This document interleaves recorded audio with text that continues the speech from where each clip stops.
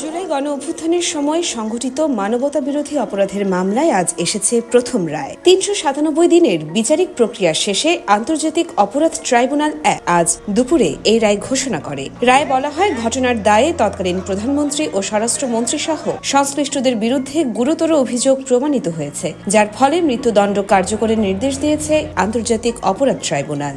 আর পুলিশের সাবেক আইজিপি স্বীকারোক্তিমূলক জবানবন্দি দেন, যিনি রাজসাক্ষী হিসেবে ৫ বছরের দণ্ড পেয়েছেন। ট্রাইব্যুনাল জানায়, জুলাইয়ের সেই আন্দোলন দমন করতে প্রাণঘাতী অস্ত্র ব্যবহার, মাটিতে এবং আকাশপথে হামলার নির্দেশ এবং কয়েকটি নির্দিষ্ট ঘটনায় প্রাণহানির অভিযোগ তদন্তে উঠে এসেছে। এটি জুলাই গণ অভ্যুত্থানের সময় সংঘটিত মানবতা বিরোধী অপরাধের প্রথম মামলার রায়। আরও ৩টি মামলা এখনও বিচারাধীন। এই ঐতিহাসিক রায়কে ঘিরে এখন সবার দৃষ্টি পরবর্তী বিচারিক প্রক্রিয়ার দিকে।